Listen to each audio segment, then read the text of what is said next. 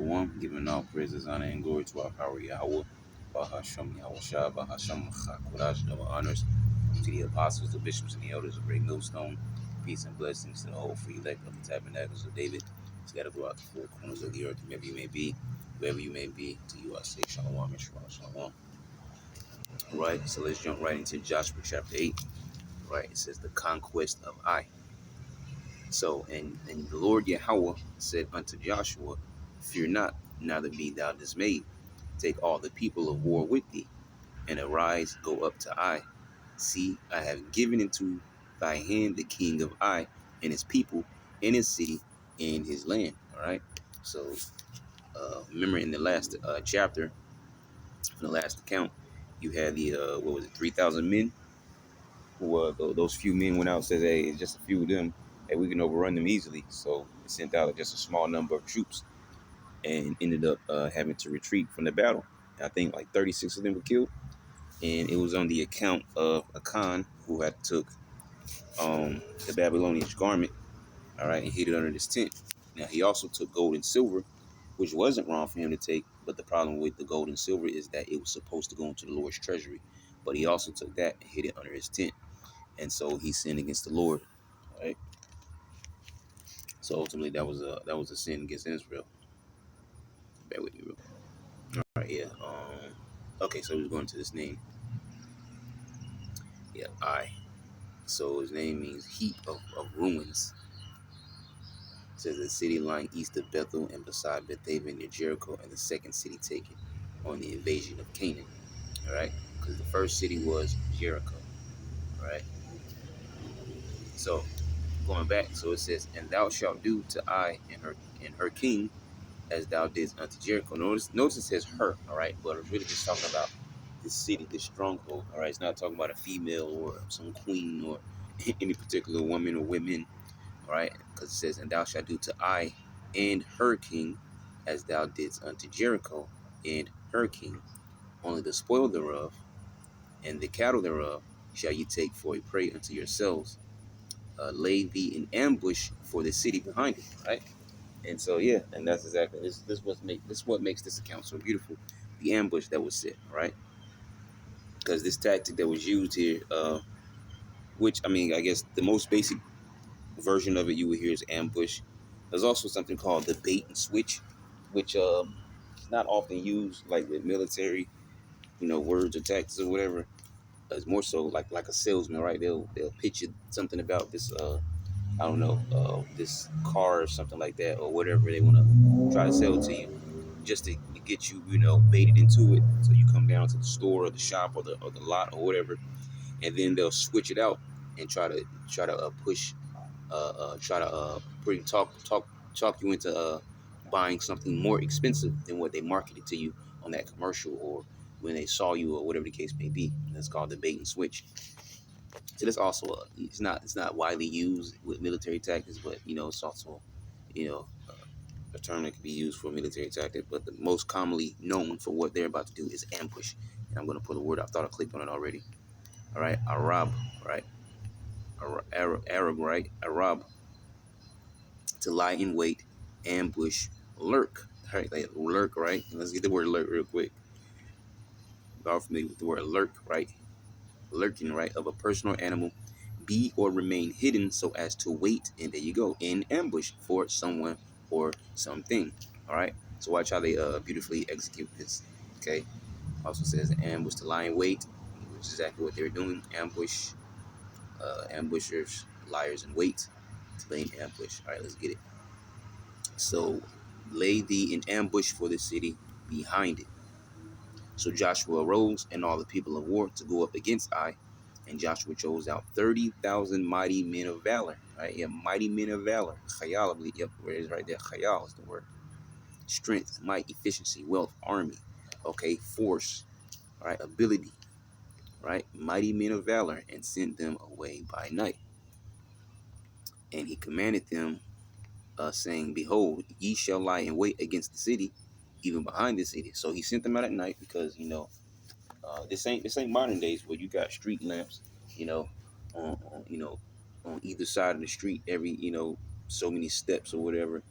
All right, all you had back then was well, probably, well, I can't even say they had lanterns and stuff, maybe torches, all right, if anything. But the point I'm making is, hey, when it was nightfall in the ancient days, oh, it was nightfall, right?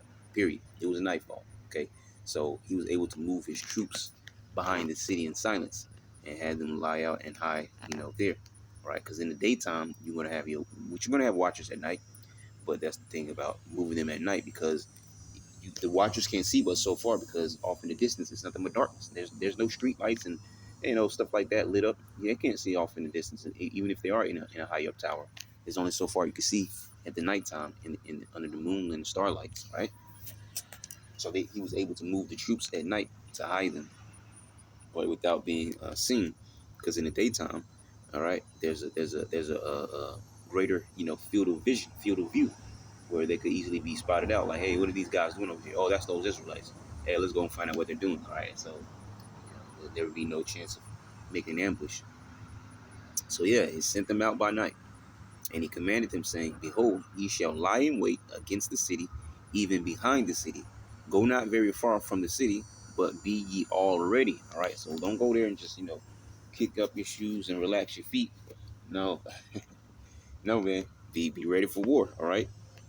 So it says, "And and all the people that are with me will approach unto the city, and it shall come to pass when they come out against us, as at the first, that we will flee before them."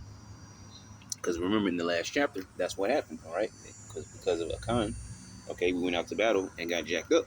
Okay, and so they're gonna see us coming again and think, oh yeah, we got them. All right, we got them last time. We're gonna get them again, and so we're gonna use that to our advantage, and we're gonna run from them. Okay, so this is basically the battle plan, for the second a stronghold. Because first was Jericho. The Lord commanded that they march around the city for 7 days. 6 days you blow the trumpet once. 7 days you blow it 7 times. All right, and the walls are gonna come down. All right. Sorry, I said blow it 7 times. I mean, the 7th day you march around 7 times. Okay, but I guess in a sense they did blow the trumpets. But I meant to say march around the city 7 times on 7th day, and then the walls are gonna fall down. Okay, so here's the battle planning. All right, for this fight. For they will come out after us till we have drawn them from the city. For they will say, they flee before us as at the first. Therefore we will flee before them. Therefore we will flee before them. Then ye shall rise up from the ambush and seize upon the city. For the Lord Yahweh, your power, will deliver it into your hand. And it shall be, when ye have taken the city, that ye shall set the city on fire, according to the commandment of the Lord Yahweh, shall ye do. See, I have commanded you. Right? And that was a constant thing. Take down the city, kill everybody in it, all right, and burn the city. Okay. Joshua therefore sent them forth, and they went to lie in ambush and abode between Bethel and Ai, on the west side of Ai. But Joshua lodged that night among the people. All right. So Bethel and Ai. So they were between these areas here. All right. Let's map it. Let's find out what we're fighting at.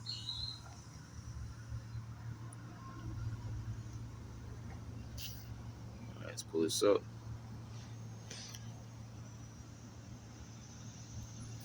All right. As a matter of fact, I probably should have grabbed I instead, because that might be. Oh wait. Well, I have a question mark there. Bethel and I, right? Because if I'm correct, I'm looking at Jericho right there.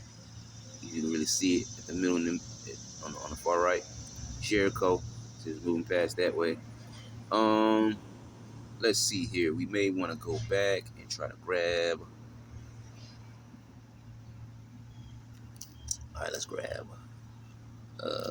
Back up. All right. So let's go to I and yeah, hold up. All right. So I, a city lying east of Bethel and beside Bethaven and Jericho, and the second city taking an invasion of Canaan. Right. So they still have a question mark there. And this is what I constantly mention, so we don't have to keep, there's one right there. See that? Oh, hold up. Hold on. Zoom back out. All right, here we go. So there you go. So there's the Dead Sea. That's the Jordan River. We came from over the Jordan, heading towards the west, took Jericho, and now there's Ai and there's Bethel. So when it says on the east of Bethel, you can see exactly what it means now. All right. So there you go. It may not be pinpoint accurate, but it gets the point across, right? So going back. So Joshua therefore sent them forth, and they went to lie in ambush and abode between Bethel and Ai, on the west side of Ai. See, but Joshua lodged that night among the people, because the west side of Ai, uh, pretty much is, I guess that would be the back of the city, because it says go around and lie in wait at the rear, right? Okay, so it says, and Joshua rose up early in the morning and numbered the people and went up, he and the elders of Israel, before the people of Ai. And all the people, even the people of war that were with him, went up and drew nigh, and came before the city, and pitched on the north side of Ai. Now there was a valley between them and Ai. All right, so they pitched on the north side. It says there was a valley between them and Ai. And he took about 5,000 men and set them to lie in ambush between Bethel and Ai on the west side of the city. Okay, so he's slowly showing you that the whole game plan, mapping it all out, right? And he took about 5,000 men and set them to lie in ambush between Bethel and Ai on the west side of the city. Right? So it says, and when they had set the people, even all the host that was on the north of the city, and their liers in wait on the west of the city, Joshua went that night into the midst of the valley. Right? So he went down into the valley. And it came to pass, when the king of Ai saw it, that they hasted and rose up early, and the men of the city went out against Israel to battle, he and all his people at a appointed time. I'm sorry, at a time appointed before the plain. But he was wished not that there were liars in ambush against him behind the city. All right, because these men here that are at the forefront of this thing are sent only to draw them out. All right, and Joshua and Israel made as if they were beaten before them and fled by the way of the wilderness. All right, so they feigned defeat. All right, as if they were too strong, or we can't handle it, or we have to retreat. And all the people that were in Ai were called together to pursue after them, and they pursued after Joshua and were drawn away from the city. All right, and that was the key thing. All right, that was the bait. The troops, okay, fleeing away. That was the bait to get them to do this. All right, draw them away from the city. And there was not a man left in Ai or Bethel that went not out after Israel. So you see how he's doing this. It's like like with a tornado or a hurricane. When it spins, it kind of sucks everything towards it. All right. So this is what he's doing with the tactic that we're using here. All right. He's drawing everybody out. And there was not a man left in Ai or Bethel that went not out after Israel. And they left the city open. And that was the key thing right there. That's what they wanted. The city open, and pursued after Israel. And the Lord Yahweh said unto Joshua, stretch out the spear that is in thy hand toward Ai. All right, what that sounds similar to? Moses, right? Hey, why are you calling on me? I already gave you the staff. I already told you that you're going to do this and do that. Pretty much gave you the power, right? What you calling me for? Just get it done, okay? And the Lord Yahweh said unto Joshua, stretch out the spear that is in thy hand toward Ai, for I will give it into thine hand. And Joshua stretched out the spear that he had in his hand toward the city. And the ambush arose quickly out of their place. And they ran as soon as he had stretched out his hand. And they entered into the city and took it, and hasted, and set the city on fire. Because you may have men of war, but if your stronghold's taken down, hey, you're short for everything that you need, supplies or whatever. You're not defending the people, the children, the elderly, the young. Well, I guess I said children, then. But I guess young would still be, those younger than 18 or maybe 20. But you get the point. All right. Oh, it's when the king is taken. Once the king is taken, okay, people stop fighting, right? Because the king has been destroyed, right? or taken captive or whatever the case may be. So it says, and the ambush arose quickly out of their place, and they ran as soon as he had stretched out his hand. And they entered into the city and took it and hasted and set the city on fire. And when the men of Ai looked behind them, they saw, and behold, the smoke of the city ascended up to heaven, and they had no power to flee this way or that way. Is hey, that beautiful, right? Just like that. The smoke of the city ascended up to heaven, and they had no power to flee this way or that way. And the people that fled to the wilderness turned back upon the pursuers. So there you go. So once the ambush was fully executed, we turned back to fight. Right. All right. Now it's the time. All right. We took the city. We burned the city. Okay. They realized it. Like, oh, wait, what's happening here? Yeah, you got baited. Okay, to come out of your stronghold. All right. And now your men of war are out here, but your city's destroyed, which is the main thing you were protecting, the city and the people. Okay, but now your city's set on fire. So it says, and when Joshua and all Israel saw that the ambush had taken the city, and that the smoke of the city ascended, then they turned again and slew the men of Ai, and the other issued out of the city. I'm sorry, and the other issued out of the city against them. So they were in the midst of Israel. Yeah. So after they burned the city, and they came out of the city, okay, and pretty much pinched him, okay, because they were now trapped, because they pursuing Israel, Joshua and the warriors, right? The city got taken in that advance. Then Joshua and all turned back around to pursue them once they realized that we got tricked. The city's on fire. But then the men that were in the city came out of the city, so there's nowhere to run, because if you're fleeing from Joshua in the game, okay, so you won't be destroyed by them, but then you're fleeing back towards the city because the city's on fire. All right, there's other men that are coming towards you to fight you in battle, so you got pinched.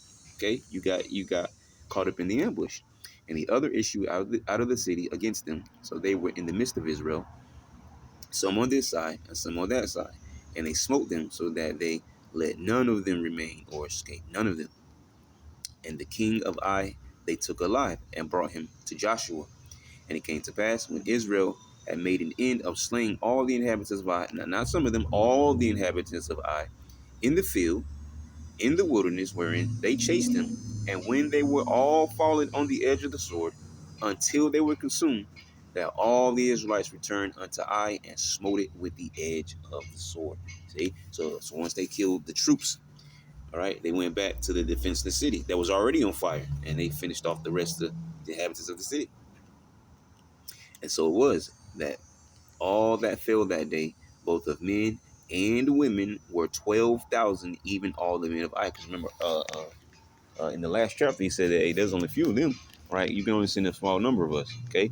And so there you go, all right? That was 12,000 altogether. So who knows how big the army might have been, 6,000 men, okay? 7,000 men maybe, all right? Um, because we know the women and the children don't fight in war, and it says all that was slain was because they remember they spared nobody. So both men and women, it was 12,000. They had a small army, so that's why we sent a small number. But because of Akan, we were chased away the first time. But that's the beauty of it, because that still worked into our favor, because the Lord turned that situation around, because we put the evil out of Israel, right? Turn that situation around, and now they think that, hey, we can defeat them, less scared of us, and so on and so forth. And Joshua used that to our advantage. For Joshua drew not his hand back, wherewith he stretched out the spear, until he had utterly destroyed all the inhabitants of Ai. So, and hey, what does that sound familiar to? Moses, right? When he held up his staff, Israel will win, and when his arm got tired, let down, Israel will lose. Okay, and so I believe it was it Aaron and what's his name? I forget his name all the time. Uh, man, I forget his name, but each of them got on either side of Moses, set Moses down on a rock, and they helped hold his arms up. So Israel won the battle, right? And at that time, if I'm correct, Joshua was actually out there, fighting as one of the troops. Okay, and then now he's come the commander of the troops. So it says, for Joshua drew not his hand back, and I believe we were fighting against the Amalekites at the time. If I'm correct, that was the same account. He fought against the Amalekites. For Joshua drew not his hand back, wherewith he stretched out the spear, until he had utterly destroyed all the inhabitants of Ai. Only the cattle and the spoil of that city Israel took for prey unto themselves, according to the word of the Lord Yahweh, which he commanded Joshua.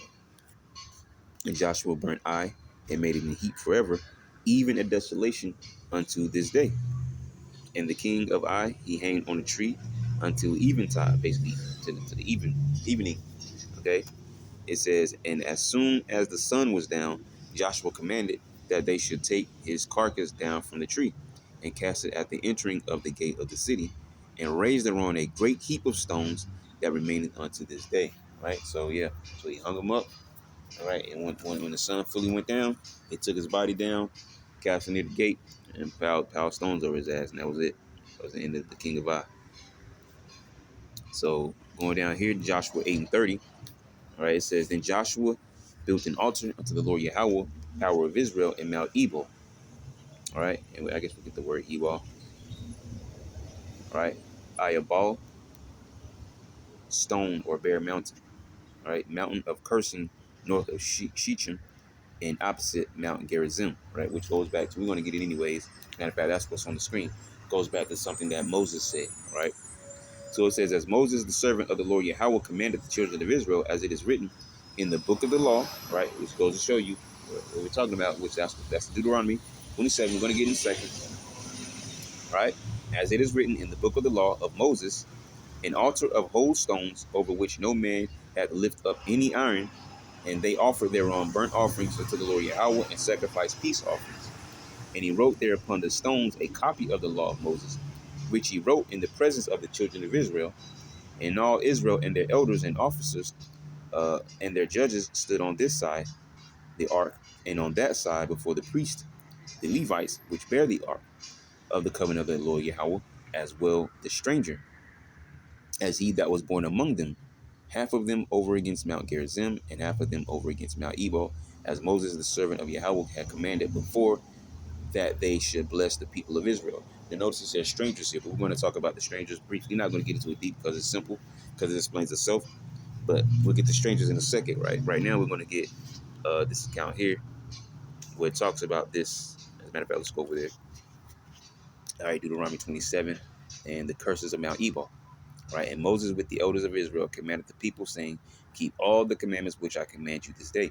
And it shall be on the day when ye shall pass over Jordan, right, unto the land which Yahweh thy power giveth thee, that thou shalt set thee up great stones and plaster them with plaster. What's plaster? The word is shayab, lime or whitewash them, right? Made by burning bones. Okay, so and notice what it said here: when you go over Jordan. But this is after Jericho, right? So actually, I guess after Jericho and after Ai, because it already happened. Now this is the account coming into fruition. But we're reading about it when it was first said. And thou shalt write upon them all the words of this law when thou art passed over, that thou mayest go in unto the land which Yahweh thy power giveth thee, a land that floweth with milk and honey, as Yahweh power of thy fathers hath promised thee. Therefore it shall be, when ye be going over Jordan, that ye shall set up these stones which I command you this day in Mount Ebal, and thou shalt plaster them with plaster, you see. And there shalt thou build an altar unto Yahweh thy power, an altar of stones. Thou shalt not lift up any iron tool upon them. Thou shalt build the altar of Yahweh thy power of whole stones, and thou shalt offer burnt offerings thereon unto Yahweh thy power. And thou shalt offer peace offerings, and shalt eat there, and rejoice before Yahweh thy power. And thou shalt write upon the stones all the words of this law very plainly. And Moses and the priest, the Levites, spake unto all Israel, saying, take heed and hearken, O Israel, this day thou art become the people of Yahweh thy power. Thou shalt therefore obey the voice of Yahweh thy power, and do his commandments and his statutes, which I command thee this day. Right? You can probably read on down through the bottom of the chapter. Just going into what was talked about. We can pretty much stop at 10 and read the whole chapter for yourself. All right? So there you go. So now this is the account taking place. Going back down here. And all Israel and their elders and officers and their judges stood on this side of the ark and on that side before the priests, the Levites, which bear the ark of the covenant of the Lord Yahweh Bashem Yahushua, as well the stranger, as he that was born among them. Half of them over against Mount Gerizim, and we didn't get Gerizim either, right? Garajam, cuttings off a mountain in northern Israel and Ephraim, near Shechem, from which the blessings were read to the Israelites on entering Canaan, side of the Samaritan temple, built after the captivity, right? So it says, and half of them over against Mount Ebal. I think we got Ebal. Yeah, we did. Yep. So it says, and as Moses, the servant of Yahweh, had commanded before, that they should bless the people of Israel. And afterward, he read all the words of the law, the blessings and cursings, which we just read, Deuteronomy 27, right? About Mount Ebal and Mount Gerizim, okay? All the words of the law, the blessings and cursings, according to all that is written in the book of the law.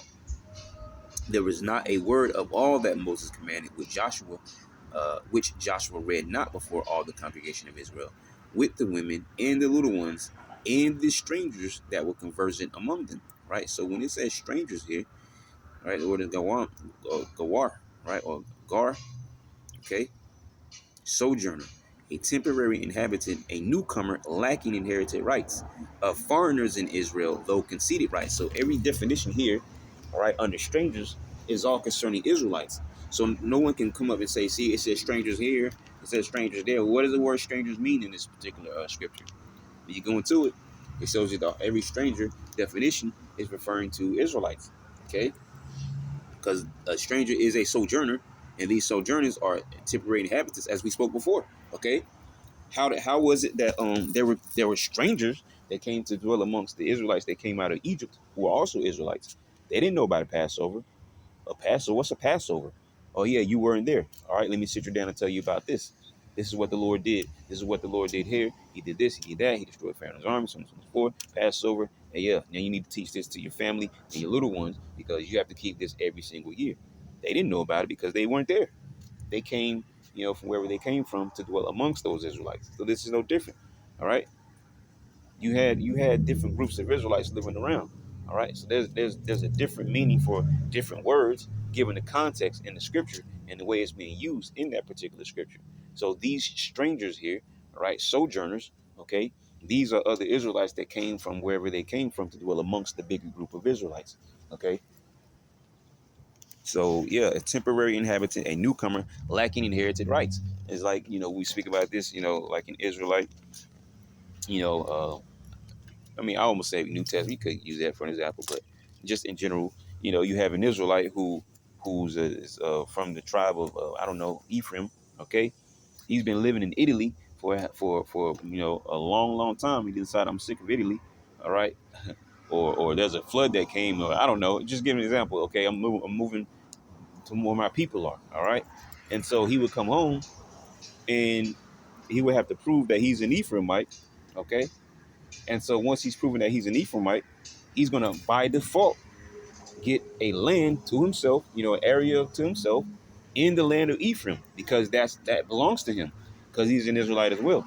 So long as he can prove that he's an Israelite by default, he's an Ephraimite. So we're gonna send him to Ephraim, to the lands of Ephraim, and we're gonna give him a plot of land, and so him and his family can dwell on.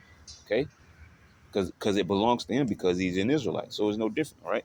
You have Israelites that came from foreign lands and lived amongst the bigger group of Israelites. See?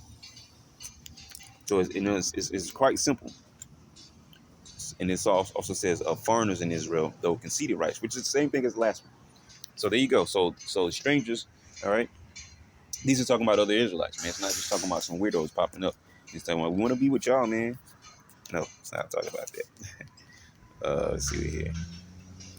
Gawar, to sojourn, abide, dwell with, remain, inhabit, be a stranger, be continuing, surely, to abide, stay temporarily, all right, to seek hospitality with, yeah, call succor, right, to help, to seek help, I mean, it's straightforward, man. We don't have to, like I said, we don't have to get into it too deep because the definition explains exactly what it means there when it says strangers, all right. So those strangers, they also heard were the Israelites, all right, point blank period. So there was not a word of all that Moses commanded which Joshua read, not before all the congregation of Israel, with the women and the little ones and the strangers who that were conversing among them. As a matter of fact, real quick, let me just see what the NLT reads. Maybe even get the AMP. Okay. Let's get those last verses there because I also mentioned up above. Then all the Israelites, foreign, woo, you see, you can't escape it. Hey, then all the Israelites, foreigners and native born alike. You see, native born and foreign Israelites. There you go. You see, we might not even need the AMP. Then all the Israelites, foreigners and native born alike, along with the elders, officers, and judges, were divided into two groups. One group stood in front of Mount Gerizim, the other in front of Mount Ebal. Each group faced the other, and between them stood the Levitical priest carrying the Ark of Yahweh's covenant. This was all done according to the commands that Moses, the servant of Yahweh Shai, had previously given for blessing the people of Israel, which we just read in Deuteronomy 27 chapter, which we read almost half of the chapter because it's not many verses in that chapter. Okay, so we read almost half. We stopped at verse 10, I believe it was. Joshua then read to them all the blessings and curses Moses had written in the book of instruction. All right. Every word of every command that Moses had ever given was read to the entire assembly of Israel, including the women and children and the foreigners who lived among them, which we already it just told us in the NLT in 33 who the foreigners are. Native-born Israelites and foreign-born Israelites that came to dwell amongst those native-born Israelites, man. See? So there you go. So yeah, that's it. All right, that was Joshua chapter 7, the sacking of Ai. So Lord willing, you were edified. So next time, Yahshua, I'm going to say Shalom.